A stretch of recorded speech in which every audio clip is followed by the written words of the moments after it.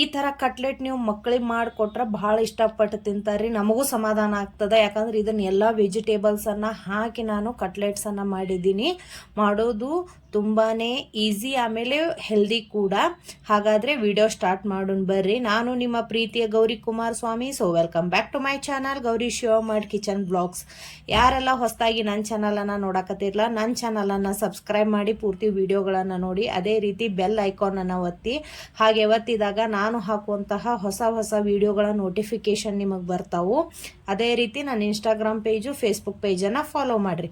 ನಾನಿಲ್ಲೇ vegetables cutlet ಮಾಡೋದಕ್ಕೆ 2 ಕ್ಯಾರೆಟನ್ನು ತೊಗೊಂಡಿದ್ದೀನಿ ರೀ, 1 ಬೀಟ್ರೂಟು, ಆಮೇಲೆ 1 ಮ್ಯಾಂಗೋ, ಅದೇ ರೀತಿ ಸ್ವಲ್ಪ ಕುದಿಸಿದಂತಹ ಆಲೂಗಡ್ಡೆಯನ್ನು ತೊಗೊಂಡಿದ್ದೀನಿ ರೀ. ಎಲ್ಲಾನು ಚಲೋತ್ನಾಗಿ ಈ ಥರ ತುರಿದು ಅದನ್ನು ನಾವು ಸೈಡ್ ಇಟ್ಕೊಂಡ್ಬಿಡೋನು. ಮಾವಿನಕಾಯಿ ಆಪ್ಷನ್ ರೀ, ಯಾಕಂದ್ರೆ ಈ ಸೀಸನ್ ಇರೋ ಕಾರಣ ನಾನು ಮಾವಿನಕಾಯಿನ ಯೂಸ್ ಮಾಡಾಕತ್ತೀನಿ. ಇಲ್ಕಂದ್ರೆ ನೀವು ಲಿಂಬೆ ಹಣ್ಣನ್ನು ಸಹ ಯೂಸ್ ಮಾಡ್ಬೋದು.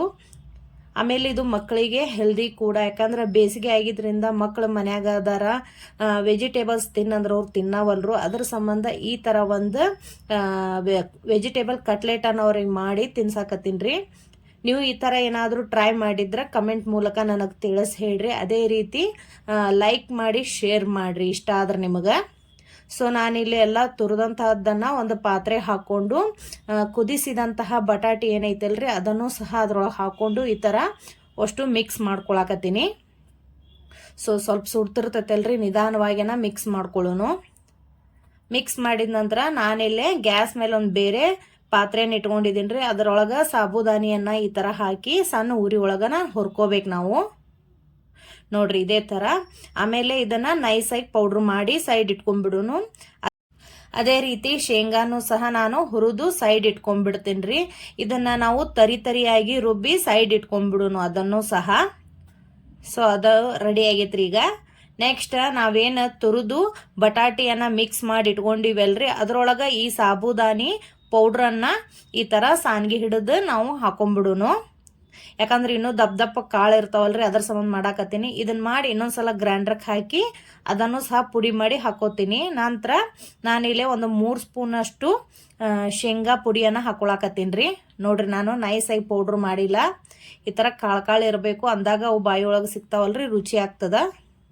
ನಂತರ ಚಿಲ್ಲಿ ಫ್ಲೇಕ್ಸ್, ನಾ ಇದನ್ನು ಮನೆಯಾಗೆ ಮಾಡಿದ್ದೀನಿ ರೀ. ಒಣ ಮೆಣಸಿನ್ಕಾಯಿನ ನೀವು ಗ್ರೈಂಡ್ರಕ್ಕೆ ಹಾಕೊಂಡಾಗ ಚಿಲ್ಲಿ ಫ್ಲೇಕ್ಸು ಈ ಥರ ಬಂದೇ ಬರ್ತೈತೆ. ಯಾಕಂದ್ರೆ ಇವಾಗ ಬೇಸಿಗೆ ಆಗಿದ್ರಿಂದ ಮೆಣಸಿನ್ಕಾಯಿ ಚಲೋತ್ನೇ ಒಣಗಿಸಿ ನೀವು ಈ ಥರ ಮಾಡಿದಾಗ ಚೆನ್ನಾಗಿ ಬರ್ತೈತ್ರಿ. ನಂತರ 1 ಸ್ಪೂನು ಆರ್ಗ್ಯಾನೋ ಹಾಕೊಳಕತ್ತೀನಿ. ಆಮೇಲೆ 1 ಸ್ಪೂನು ಗರಂ ಮಸಾಲ ಹಾಕೊಂಡು ರುಚಿಗೆ ತಕ್ಕಷ್ಟು ಉಪ್ಪನ್ನು ಹಾಕೊಳ್ಳೋಣ್ರಿ. ನಂತರ ಎಲ್ಲಾನು ಚಲೋತ್ನಾಗಿ ನಾವೀಗ ಕೈಲೇ ಮಿಕ್ಸ್ ಮಾಡಿ ಸೈಡ್ ಇಟ್ಕೊಂಡ್ಬಿಡೋನು. ಸ್ವಲ್ಪ ಸುಡ್ತಿರ್ತೈತಲ್ರಿ, ನಿಧಾನವಾಗಿ ಮಿಕ್ಸ್ ಮಾಡ್ಕೋರಿ. ನೋಡ್ರಿ ಇವಾಗ ರೆಡಿ ಆಯಿತು. ಒಂದು ಸಣ್ಣದ ಬಟ್ಲ ತೊಗೊಳೋಣ್ರಿ. ಅದರೊಳಗೆ 2 ಸ್ಪೂನಷ್ಟು ಕಾರ್ನ್ಫ್ಲೋರ್ ಹಿಟ್ಟು, ಅಂದ್ರೆ ಮೆಕ್ಕೆಜೋಳದ ಹಿಟ್ಟನ್ನು ಹಾಕೊಳಕತ್ತೀನಿ. ಅದಕ್ಕೆ ಸ್ವಲ್ಪ ನೀರನ್ನು ಹಾಕೊಂಡು ಈ ಥರ ಕಲಿಸಿ ಸೈಡ್ ಇಟ್ಕೊಂಡ್ಬಿಡೋನು ಬೈಂಡಿಂಗ್ ಕ್ರೀದು. ಸೊ ನೋಡ್ರಿ ಈ ಥರ ಮಿಕ್ಸ್ ಮಾಡಿ ಸೈಡ್ ಇಟ್ಕೊಂಡ್ಬಿಡೋನು. ನಾನಿಲ್ಲೇ ಮಾಡೋದಕ್ಕೆ ಆಲ್ರೆಡಿ ಪಾತ್ರೆಯನ್ನು ಇಟ್ಟಿದ್ದೀನಿ ರೀ ಗ್ಯಾಸ್ ಮೇಲೆ. ಸೊ ಇವಾಗ ಬೀಟ್ರೂಟ್ ಆಮೇಲೆ ಮಾವಿನಕಾಯಿ ಕಟ್ಲೆಟ್ಸದ್ದು ಎಲ್ಲ ರೆಡಿ ಮಾಡಿ ಇಟ್ಕೊಂಡಿವಲ್ರಿ, ಅದನ್ನು ಈ ಥರ ಸಣ್ಣದಾಗಿ ಉಳ್ಳೆಯನ್ನು ಮಾಡಿಕೊಂಡು ನೋಡ್ರಿ ಈ ಥರ ಒತ್ತಬೇಕು ಕಟ್ಲೆಟ್ ಶೇಪ್ನ್ಯಾಗ. ನಂತರ ನಾವು ಮೆಕ್ಕೆಜೋಳದ ಹಿಟ್ಟು ಏನು ರೆಡಿ ಮಾಡಿದ್ವಲ್ರಿ ಅದ್ರೊಳಗೆ ಈ ಥರ ಎದ್ದಿ ಒಂದೊಂದಾಗಿ ನಾವು ಇಲ್ಲೇ ತವಾ ಮೇಲೆ ಹಾಕೊಂಡ್ರಿ. ಈಗ ಸೊ ಸಣ್ಣ ಉರಿ ಒಳಗನ ಮಾಡ್ಕೋರಿ, ಅಂದಾಗ ಮಾತ್ರ ಸರಿಯಾಗಿ ಬೇಯ್ತಾವವು. ನೋಡ್ರಿ ಸ್ವಲ್ಪನೇ ಎಣ್ಣೆ ಹಾಕೋತಾ ಈ ಥರ ಹೊಳಿಸಿ ಹಾಕಿಬಿಡಬೇಕು. ನಿಮಗೆ ನನ್ನ ರೆಸಿಪಿಗಳು ಇಷ್ಟ ಆಗ್ತಾ ಇದ್ರೆ ಕಮೆಂಟ್ ಮೂಲಕ ತಿಳಿಸ್ರಿ. ಹಾಗೆ ನನ್ನ ಚಾನಲನ್ನು ಸಬ್ಸ್ಕ್ರೈಬ್ ಮಾಡೋದನ್ನು ಮರಿಬೇಡ್ರಿ. ಹಾಗೆ ನನ್ನ ಇನ್ಸ್ಟಾಗ್ರಾಮ್ ಪೇಜು, ಫೇಸ್ಬುಕ್ ಪೇಜನ್ನು ಫಾಲೋ ಮಾಡಿರಿ. ನೋಡ್ರಿ ಎಷ್ಟು ಕಲರ್ಫುಲ್ಲಾಗಿ ಕಾಣಕತ್ತಾವ್ರಿ. ಹೆಲ್ದಿ ಆದಂತಹ ಬೀಟ್ರೂಟ್ ಮ್ಯಾಂಗೋ ಕಟ್ಲೆಟ್ಸ್ ಇವು ತುಂಬಾ ರುಚಿಯಾಗಿರ್ತಾವ್ರಿ. ಮಕ್ಕಳಿಗೂ ಆರೋಗ್ಯಕಾರಿಯಾದಂಥ ಒಂದು ಕಟ್ಲೆಟ್ಸ್ ಇವು. ಸೊ ರೆಡಿ ಆದಮೇಲೆ ಈ ಥರ ಒಂದು ಪ್ಲೇಟ್ಸ್ದೊಳಗೆ ಈ ಥರ ಸರ್ವ್ ಮಾಡಿಬಿಡೋನು. ಇದ್ರಾಗ ಮಕ್ಕಳಿಗೆ ನೀವು ಸಾಸನ್ನು ಹಾಕಿ ಕೊಟ್ರೆ ಇನ್ನೂ ಇಷ್ಟಪಟ್ಟು ತಿಂತಾರ. ಸೊ ನಿಮಗೆ ಈ ರೆಸಿಪಿ ಇಷ್ಟ ಆದರೆ ಲೈಕ್ ಮಾಡಿ, ಕಮೆಂಟ್ ಮಾಡಿ, ಶೇರ್ ಮಾಡಿ.